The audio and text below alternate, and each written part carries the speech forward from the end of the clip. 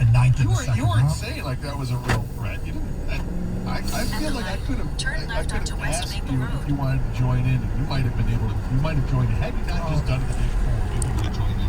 You didn't, but some listeners asked me to join in on that, and I was like, I'm good. These things aren't as predictable as one might think. There are certain guarantees that are riskier than others. I thought you were probably okay, but I was still picking particles out of my mouth 24 hours later, so I was not, after drinking beer out of an old running shoe of mine when they didn't trade out of the spot at 7. So anyway, buckle up. For those of you watching on Twitch, Gators selected his boot. He will be doing this today at 1:48, so make sure you are watching. 248-539-9797. All right, Dave Burkett, Lions Insider, was on the morning show. Here's some highlights of what he had to say next on 97.1 The Ticket.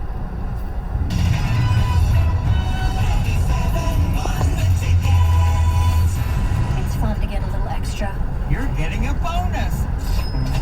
A surprise you didn't expect. Free toy inside? Yes! Something anyone would love. Upgrade to first class. Well, Xfinity gives you something extra too. Internet that comes with a free Flex 4K streaming box, giving you access to your favorite apps, even Disney Plus. That's a win-win. Champagne. Yes, please. Entertainment that starts free. Can your internet do that? Get started with Xfinity Internet for $25 a month for 12 months with a 1-year agreement. Now with double the speed included. Plus, add a Flex 4K streaming box at no extra cost. Go to Xfinity.com, call 1-800-XFINITY, or visit a store today. Requires paperless billing and autopay. Ends 5/2021. Restrictions apply. New performance starter 50 megabits per second internet customers only. Equipment, taxes, and fees extra and subject to change. After term, regular rates apply. Subscription required to access streaming services. While we've been staying safe at home, scientists have been on a journey. The destination, a COVID-19 vaccine. This journey began decades ago with research into other coronaviruses. Scientists built from there with months of research and development, cooperation with other experts worldwide, and clinical trials on tens of thousands of volunteers of diverse race, age, and health status. They arrived at a safe, effective vaccine, and millions in Michigan have already been vaccinated. But the next step is ours. We need to get the first vaccine available to us, keep wearing masks correctly, and taking precautions until we reach our destination, freedom from COVID-19, and getting back to the lives we love.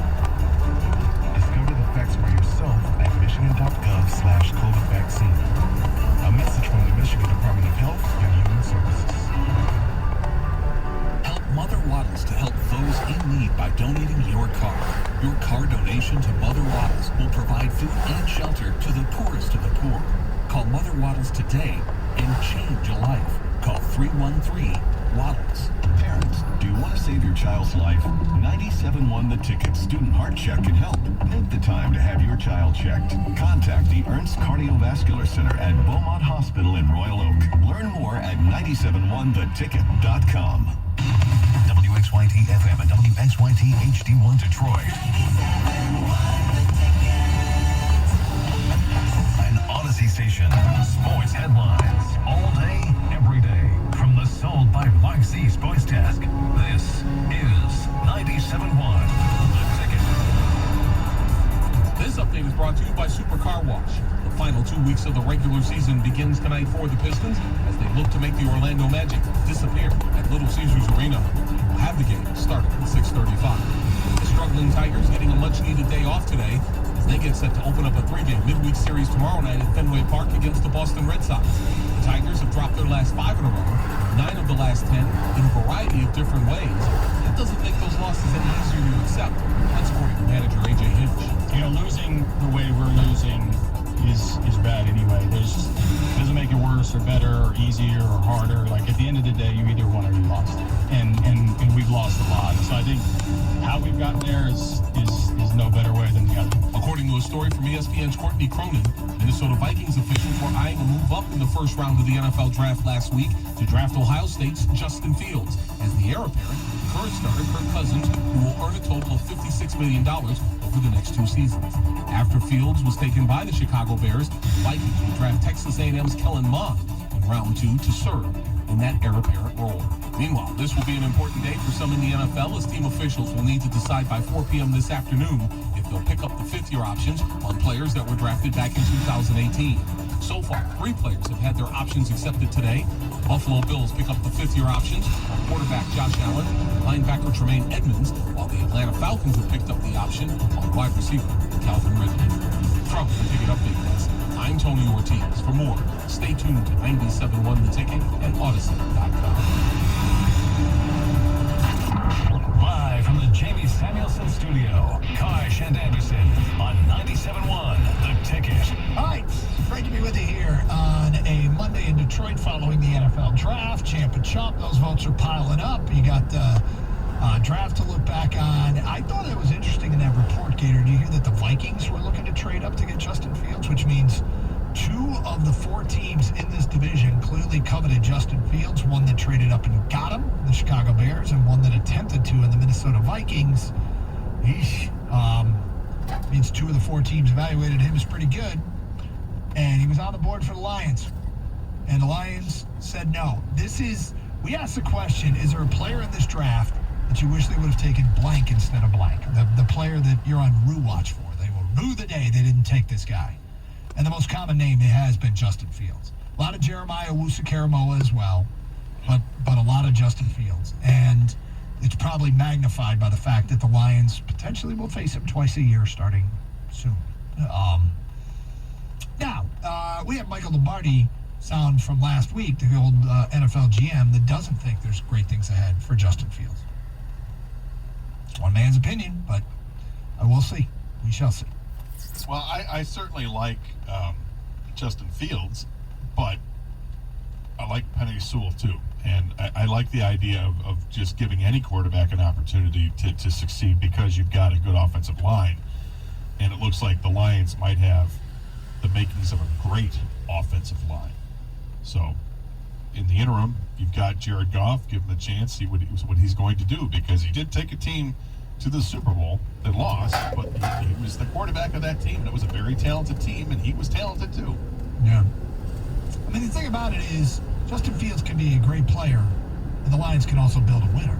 Like, they don't have to be one or the other. If you think about Aaron Rodgers won 7 of 13 division titles, I mean, 6 he didn't win, and that's with, the best quarterback in the division by far and one of the elites in the game. If you're betting on any quarterback to be as good as Aaron Rodgers, it's probably going to be no, because most years they aren't, and everybody's excited about all the quarterbacks every year. Not all of them, but most of them that go in the first round every year, and how many of them end up as good as Aaron Rodgers? We shall see. All right, we mentioned Dave Burkett, Free Press Lions Insider, was on with the morning show. Some highlights of what he had to say. Kind of now the draft is over. You heard his overall evaluation. We played that for you last hour. But post-draft, the skill positions still are lacking. Here's what Dave had to say. When you look at the weapons that Jared Goff has to work with, he doesn't have a whole lot at that receiving core.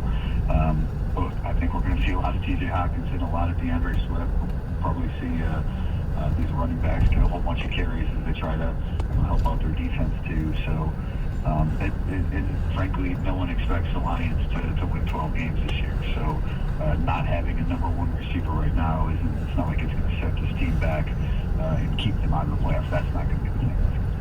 Yeah, they had a shot at a potential number 1 wide receiver, but they opted to go offensive line, and I mean, he's right. Look, they weren't going to address every need. We're not worried about there not being a draft pick that's going to keep this team from making the playoffs. That's not the concern. Yeah, I mean, there's plenty of time to continue to build and rebuild this roster, and they've got 2 first-round picks next season.